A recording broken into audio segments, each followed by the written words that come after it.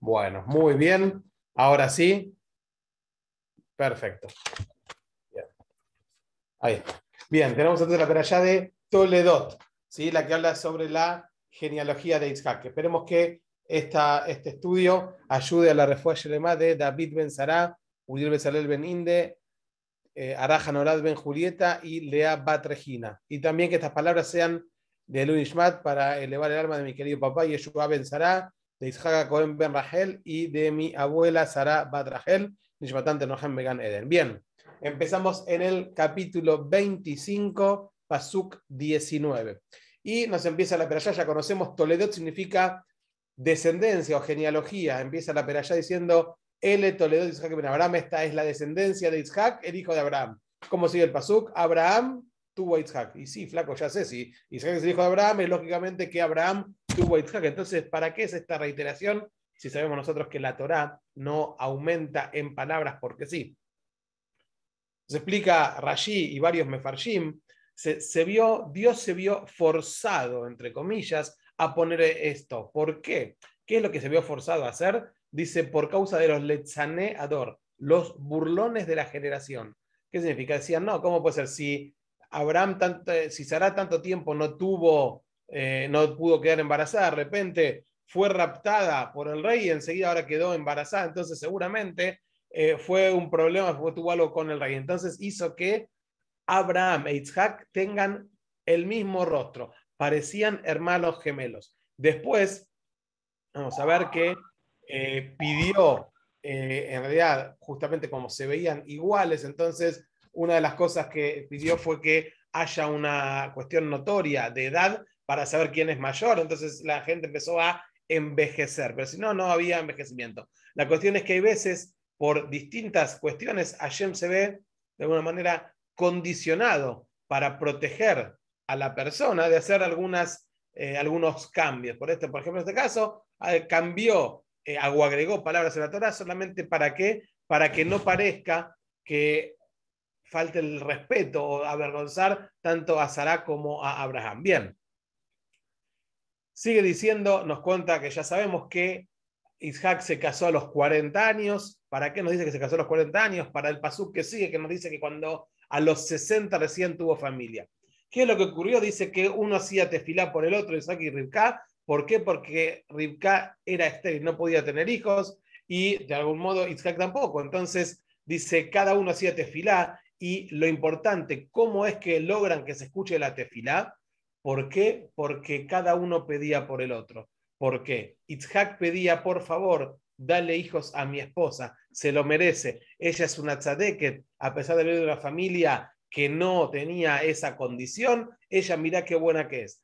Y por otro lado, y Rivka decía, por favor, dame un hijo, pero para Itzhak, para mi esposo, que él es un tzadik, hijo de un tzadik, se lo merece, por favor. Yo no soy tal vez merecedora, pero él sí. O sea, como cada uno destacaba la cualidad del otro, cada uno pedía por el otro, dice, cuando uno pide por el otro, a él lo escuchan. Por eso entonces después estuvieron pidiendo poder tener familia, y hay veces cuando uno pide algo a Shem, y de repente le parece que la respuesta se demora en llegar, en concretarse, o hay veces que no entendemos que la respuesta es no ahora, nos dice Hashem. Pero a veces si uno empieza a darse por vencido, a entristecerse porque no recibe la respuesta, miremos cómo son los pesukim acá, que nos dice que Itzhak se casó a los 40, pero tuvo familia a los 60. ¿Qué quiere decir?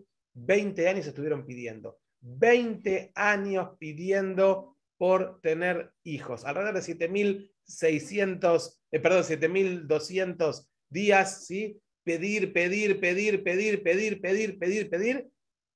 Ayer me escucha. Hay momentos para cada cosa, hay momentos que te dicen sí inmediatamente, hay momentos que te dicen no es el momento, va a demorar y hay veces que tarda más, pero nunca hay que darse por vencido. Vamos a ver después que la perashá esta semana nos indica que tenemos justamente la fuerza en la tefila. Bien, ¿qué ocurría con Rivka? Rivka estaba embarazada, iba paseándose con su pancita por las calles y de repente cuando pasaba cerca de un lugar de idolatría se le removía todo. Cuando pasaba por un lugar de Torah se le removía todo. ¿Qué es esto? Escucha en SB.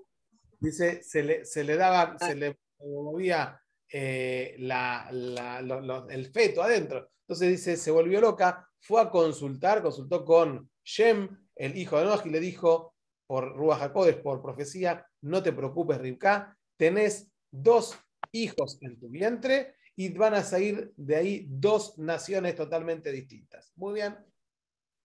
Con esto se tranquilizó. Cuando terminemos esa sesión de ver el resumen de la perashá, vamos a tratar de entender si esto sirve o no sirve. Bueno, después nos sigue entonces explicando la perashá que Esab era Ish Yodea Tzaid Ish Sadeh.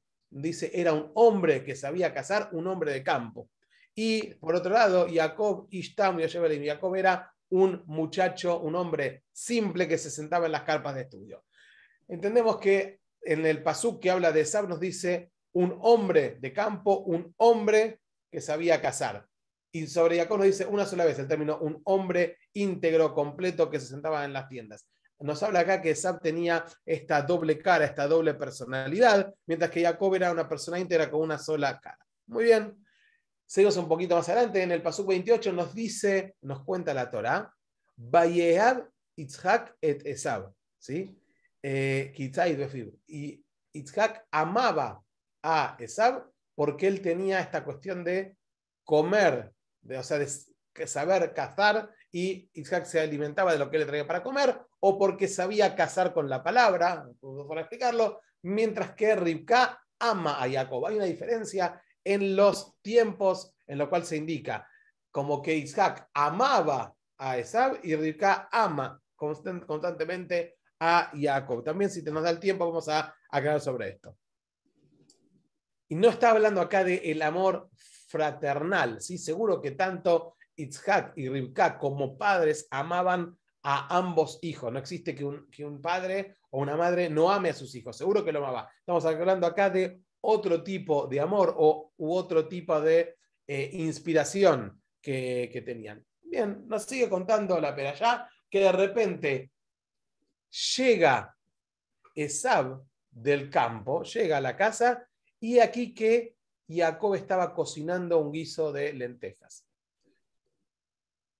Llama la atención, porque a menos que Jacob sea un chef, la Torá no tiene por qué contarme lo que estaba haciendo. Jacob no me cuenta lo que hacía cada día. De repente me cuenta que Jacob estaba cocinando. ¿A qué vendría entonces esta cuestión, esta descripción que me hace la Torá de que Jacob estaba cocinando? Nos vienen a explicar que estaba cocinando lentejas justamente porque era el momento de la Seudat Habrá, de la comida que se hace, que hacen los dolientes, los que están de duelo, porque falleció Abraham, el abuelo. ¿Sí? Entonces estaba haciendo la comida para darle a su padre.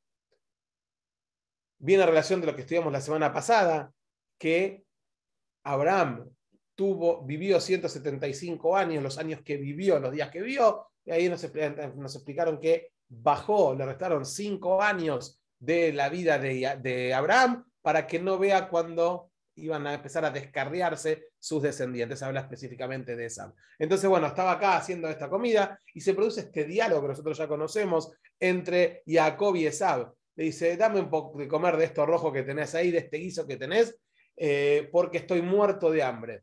Y entonces le dice Jacob, que ve la oportunidad, le dice, para un minutito, dice, ¿sabes qué? Vendeme hoy, entonces tu primogenitura.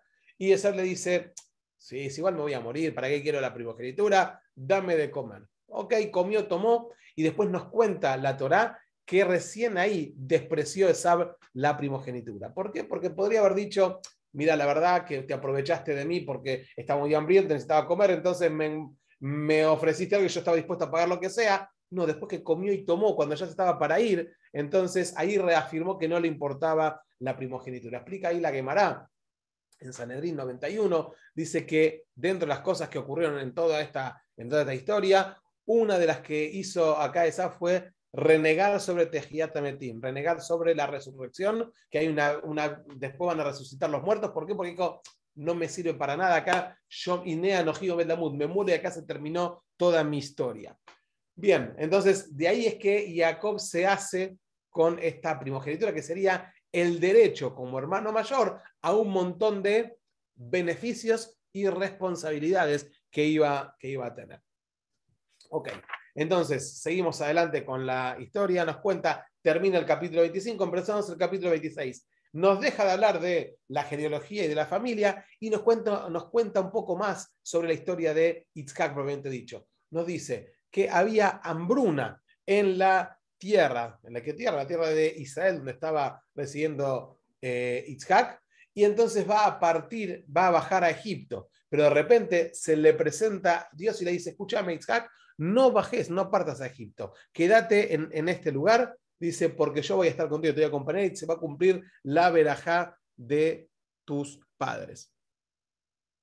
En realidad, la verajá de la verajá que le di a tu padre. ¿Sí? Le voy a dar todas estas tierras, vas a ser fuente de bendición y voy a bendecir a los pueblos que están, a la gente que esté con vos. Ok, entonces llega, se queda en la ciudad de Gerar, donde el rey era Abimelech. Posiblemente, no se sabe si es el mismo Abimelech o Abimelech era el título que tenían los nombres como los reyes, como Paró, como Faraón. Abimelech podía ser, o es el mismo que había tomado a Sará, pero la cuestión es que Abimelech ve en Rivka una mujer muy bonita y la quiere tomar para sí. Después cuenta que se enteró que, porque Isaac dijo que era la hermana, para que no lo maten, etcétera, etcétera. Después se enteró que era la esposa, entonces dice, no lo toquen a este hombre, también le da cuidado y le da asistencia para que haga negocios, para que tenga éxito. Y ahí nos va a contar que Isaac comenzó a hacerse prolífico, comenzó a aumentar. Nos dice que tuvo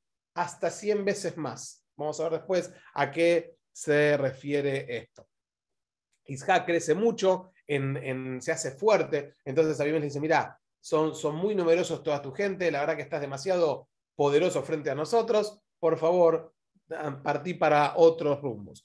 Entonces empieza a deambular por la tierra y va cavando pozos. Y quedó que cavaba un pozo para obtener agua, venían los pelishtim y lo tapaban, hasta que llega al último que cavó, y en cada lugar había como una guerra por el agua. Entendamos que el agua en esos lugares era uno de los bienes más preciados y necesarios. Entonces, Yitzhak, cada vez que tenía una lucha en un lugar que conseguía agua, se iba y dejaba ese pozo, hasta que llegó a la ciudad de Rehobot y ahí no hubo pelea, y nos cuenta ahí que no tuvo pelea y lo bendijo Hashem. Dice, ¿qué significa que lo bendijo Hashem? Acá una de las primeras perlitas que nos deja esta perashá es que aquella persona que busca el shalom, que evita el mahloket, esta persona tiene la bendición de Hashem. La persona que se esfuerza en buscar el shalom es aquella persona que siempre va a tener la bendición de Hashem. Hashem ama a aquellos que buscan el shalom.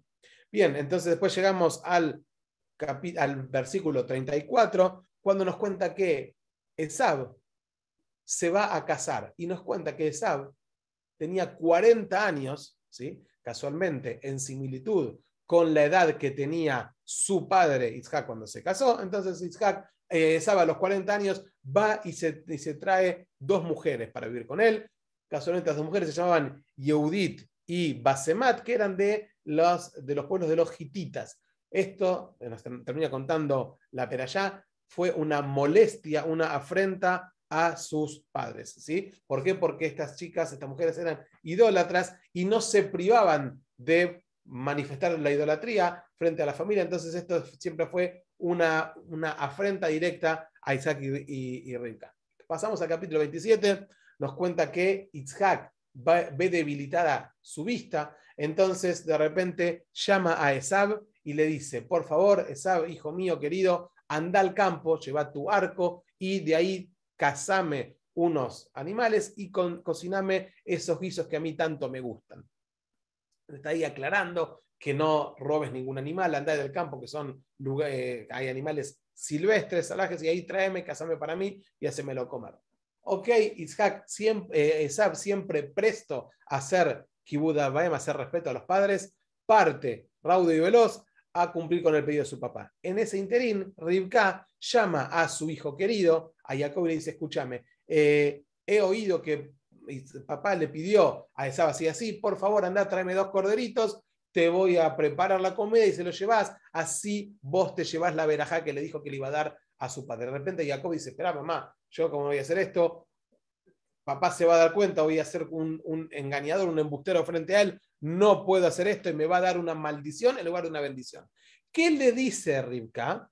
Primero le dice, no te preocupes, sobre mí va a caer la maldición. Esa es la traducción literal, que incluso si te da una maldición, no te va a caer a vos, sino va a caer sobre mí, porque de algún modo yo te estoy ordenando. De todos modos, también explican los Mefashim que la palabra sobre mí, que en hebreo se escribe alay, ain lamet yud, le dice Rivka, vos no te preocupes, no vas a tener ninguna otra maldición en la vida, sino estas tres. Ain de Esab, Lamet de Labán y Yud de Yosef. Tus problemas van a ser con Esab, van a ser con Labán más adelante y van a ser con Yosef mucho más adelante. Estos van a ser tus graves problemas en la vida, no vas a tener ninguna otra maldición. Son dos formas de verlo. Una que fue una profecía y le dijo, estas van a ser tus maldiciones en la vida, y otra es que le dijo, no te preocupes, sobre mí recaen porque yo te estoy ordenando y vos como hijo debes cumplir con los pedidos de tu madre. Pero le dice, igual, ¿sabes qué? Ponete un poquito de la piel de las ovejas en los brazos y cuando tu padre te toque, porque como dijimos, no veía bien, entonces no te va a reconocer. Muy bien, entonces Jacob le hace caso y se presenta entonces con esto, así, vamos a llamarlo disfrazado, pero ahí de repente un paréntesis nos dice que Rivka entró a su casa y tomó las ropas de su hijo, las ropas especiales de su hijo. En realidad, ¿a qué se refiere? A aquellas ropas especiales, son las ropas que Esab dejaba en la casa paterna. Eran aquellas ropas que le quitó a Nimrod, que eran las ropas que tenía Adama Rishon, según explica la tradición, que eran las ropas que eran especiales, y a Esab se las vestía siempre que iba a servir al padre. Las tenía en su casa, en la casa de los padres, justamente para eso, para hacer kibud orim, para respetar a sus padres de la mejor manera posible. Entonces él se ponía justamente estas prendas para hacer kibud orim, cosa que se vestía especialmente. Esto es una cuestión más de honor, de respeto a los padres. Y por eso es que tenía mucho mérito esa, por la forma de honrar a sus padres. Bien, entonces le viste con estas ropas y le pone entonces la piel de cordero. Llega, se presenta, le trae y de repente, entonces cuando le pregunta, Itzhak, ¿quién sos? Soy yo, ¿sabes tu primogénito? Bueno, entonces le da la famosa frase que dice, Akol Kol Jacob, Isaac sintió que había algo raro, se dice, acércate que te voy a palpar, y entonces cuando toca dice, estas son las manos de Esab, porque estaban peludas, pero es la voz de Jacob. Bien. En realidad, esto es una de las otras enseñanzas que trae la Perashá, Akol Kol Jacob. ¿Qué significa? La fuerza de Jacob. Y no nos olvidemos que en la Torá, Jacob e Israel son nombres que se sustituyen entre sí. Jacob va a ser llamado Israel. La fuerza de Jacob, la fuerza de Israel está en el kol, en la voz, en el pedido, en la tefilá. La fuerza nuestra recae en la tefilá. Sepamos que todo lo que necesitamos tenemos que pedir. No podemos escatimar en pedidos. Ayer me está esperando nuestros pedidos, está dispuesto a cumplirnos. Por eso tenemos nuestra fuerza en la tefilá. Pero, Yadaim y Esab, las manos son las manos de Esab. Si vos querés hacer las cosas de manera natural, si vos crees que todo va a depender de lo que vos puedas manejar con tus manos, sabés que Yadaim y Esab. Entonces, en ese caso, si vos te subyugás a las normas naturales, a las normas materiales, entonces vas a estar con todas las reglas sometidas al mundo de Esab, ¿sí? Al mundo de la naturaleza o de acuerdo al esfuerzo. Si vos entendés que todo viene de acuerdo a el pedido de la tefilá, sabés que va a venir directamente de ayer. Bien, le da las verajot, pues se va, viene Esab, entra en la película Esab, le dice, papá, te traje, le dice, no, pero entonces, ¿quién estuvo antes? Dice, no, pero entonces tu hermano se llevó la verajot, y Esab hace un grito fuerte y estremecedor que dice que Isaac sintió que se abría el Geinam frente a él. Dice, ¿cómo puede ser? Me engañó ya 2 veces. Dice, no me dejaste ninguna verajá para mí. Entonces Isaac le va a dar una verajá a Esab, pero dice, mira, ya lo puse como con Tuti, todas las verajot se las di a tu hermano, lo puse como que va a estar encima tuyo. Gambaruj y refuerza que sea la verajá que le di a Jacob que le quede. O sea que Isaac de algún modo está reafirmando que las verajot que le doy a Jacob corresponden a Jacob y no se las va a poder quitar. Bien, entonces después de esto, Esab dice, no lo voy a matar ahora por respeto a mi padre, pero una vez que fallezca mi padre, a lo voy a aniquilar. Rivka llama a su hijo, le dice, escúchame por favor, salí de acá, andate a lo de Labán, mi hermano, quédate ahí hasta que se aplaque la furia de Esab, tu hermano. Se presenta Jacob frente a Isaac, Isaac le da la verajá, le dice, te voy a dar la verajá que le dio a mi padre Abraham, o sea que le transmite la fuerza de dar bendiciones, y le dice, por favor, no tomes ninguna mujer de las cananitas, porque no tienen buenas midot, y si no tienen buenas midot, eso no vas a poder cambiarlo nunca. Busca, por favor, de la familia de tu madre, que ya sabemos que tienen buenas midot, entonces lo manda por ahí, le hace esta observación y le dice que el Shaddai, Dios te va a dar verajá en todo lo que emprendas y te va a aumentar y va a poner, a recaer sobre vos la verajá de Abraham, mi padre. Muy bien, termina la perashá ya en el principio del capítulo 28, cuando nos dice que Esab ve que a los ojos de sus padres no eran buenas las mujeres que tenía, entonces como para mejorar se va y se busca a una hija de Ismael y toma a Mahalat, la hija de Ismael, agrega a sus demás mujeres como esposa y así quedó todo en familia. Bien, con esto entonces hicimos un repaso de la perashá, estamos ya en media hora, vamos a tomar un par de conceptos. Dice, la primera es el principio de la perashá, cuando dijimos que había acá esta cuestión entre Rivka e Itzhak, que cada uno amaba a uno de los hijos. ¿Cómo puede ser? Esta cuestión, como había una rivalidad, o sea, bueno, vos amás a este, yo amo al otro. Dijimos que no hablaba específicamente del amor fraternal de padre e hijo, sino que está hablando acá de algo un poquito más fuerte, más profundo. Entonces dijimos que, por un lado, Itzhak reconoce en Esab, entiende y lo vio, que tiene muchísima fuerza espiritual, que tenía una devoción tal en su manera de hacer las cosas, que si iba algo a fondo, entonces tenía el potencial de ser muy grande. Entonces todo el trabajo que iba a hacer Itzhak en su vida era conseguir que Esab pase de su situación habitual a lograr cambiarlo, porque con la fuerza que tenía podía ser un Tzadik Gamur. Dice, no conocía las medias tintas. Si se metía en algo, iba con toda la fuerza. Entonces dice, esta característica tiene la fuerza de ser ahí un Tzadik Gamur. Lo que ocurría, nosotros, dice, ¿cómo puede ser? ¿Por qué acá eligió la palabra de esta cuestión de amor de los hijos? Dice, Itzhak amaba, ¿sí?, a Esab, y se entiende que ese amaba, que está escrito en pasado, era como una cuestión de esforzarse en generar el amor. Mientras que Rivka ama a Jacob. El amor de los padres puede cambiar todo.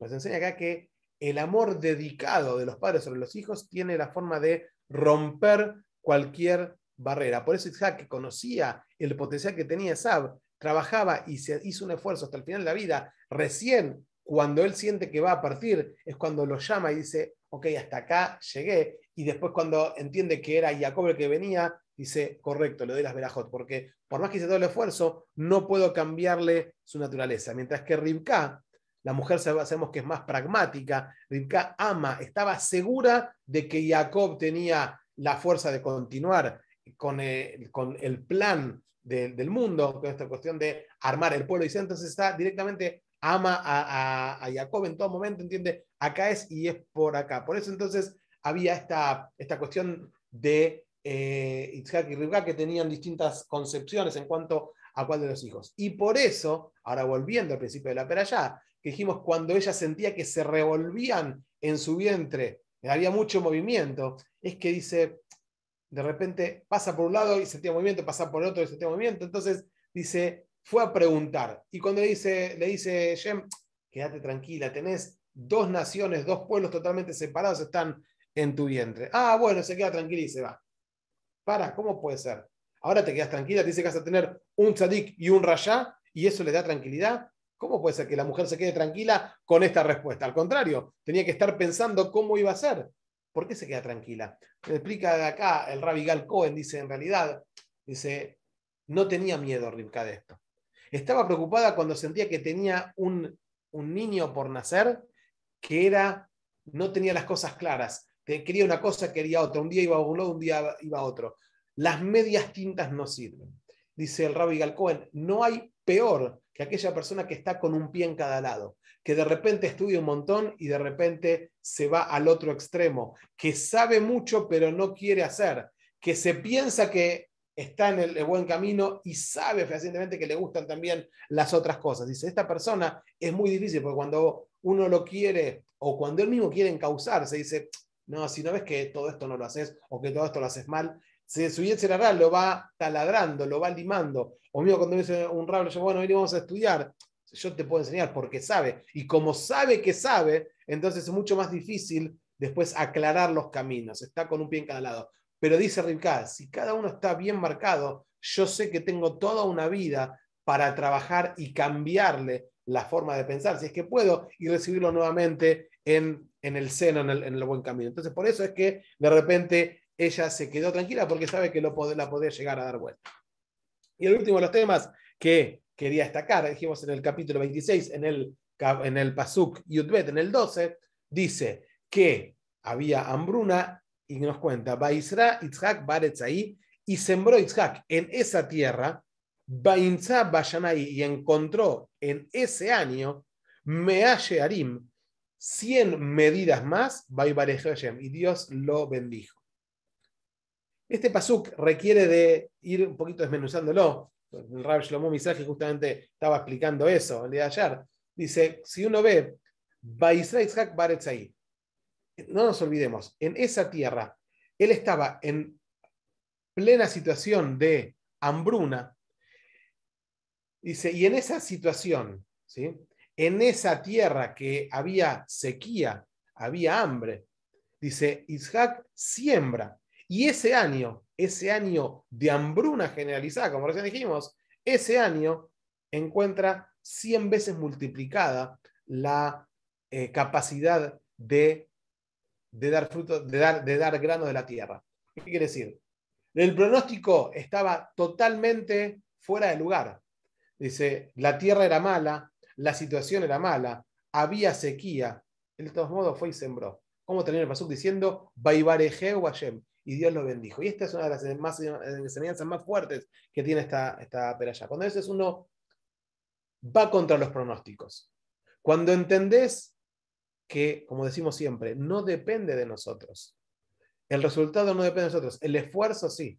El trabajo va de parte nuestra. El resultado va de Hashem. Incluso cuando los pronósticos no van. Vos, cuando tenés la emuná fuerte, Hashem. Cuando tu emuná es sólida, Hashem te manda la verajá. Cuando vos flaqueas y decís, bueno, no, porque va a depender de cómo es de la situación, de la naturaleza, de esto, lo otro, estás sometiéndote a otras normas.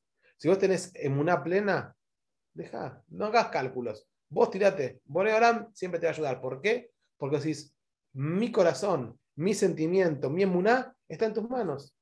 A Hashem no le faltan emisarios para cumplir todo. Y acá está la muestra. Bainza dice, y encontró ese año. Cuando dice, y gato matzata, como si vos no te, si vos, no, perdón, lo y gato matzata, si vos no te esforzás y encontrás, no, esto no tiene sentido, es algo que es efímero. Pero acá él se esforzó y encontró. ¿Pero cómo encontró? Entonces no fue con los esfuerzos, él hizo el esfuerzo, pero fue como algo que encontró. En ningún momento se hizo acreedor de que esto vino por su esfuerzo. Dice, no, yo hice lo que tenía que hacer y lo encontré porque Hashem me lo mandó. Cuando nosotros actuamos así, entonces siempre recibimos la verajá de Hashem. El concepto o la razón es la emuná plena. Cuando la persona tiene emuná, se abren todas las puertas. No hace falta dar muchas vueltas. Dice, cuando vos tenés emuná, Hashem te el camino. ¿Por qué? Porque Hashem todo lo puede. Y si estoy convencido de que esto es así, no hay preguntas, no hay problema. Con esto terminamos. Muchas gracias. Gracias, mamá. Gracias, Ruth. Gracias, Lizzy. Gracias, Ricky. Gracias, Hernán. Gracias, Dani, Sarita, Diana, Quique, Sergio. Gracias a cada uno por estar. Besat Hashem. Que tengamos un buen mes. Estamos ya casi empezando el mes de Kislev, que es el mes de la luz, el mes de Hanukkah. Que tengamos luz en todo, que Hashem nos dé verajá en todo lo que hagamos, siempre en base a que vamos con la emuná plena. El camino, nosotros hacemos el esfuerzo y Hashem nos manda los resultados. Que tenga mucha verajá en todo y si Dios quiere, nos estamos reencontrando. Abrazo grande, Jodesh Tov y Shabbat Shalom. Jodesh Tofi, Shabbat Shalom. Gracias, Javier. Gracias a cada uno de ustedes. Hazaku Baruch. Hazak Ematz.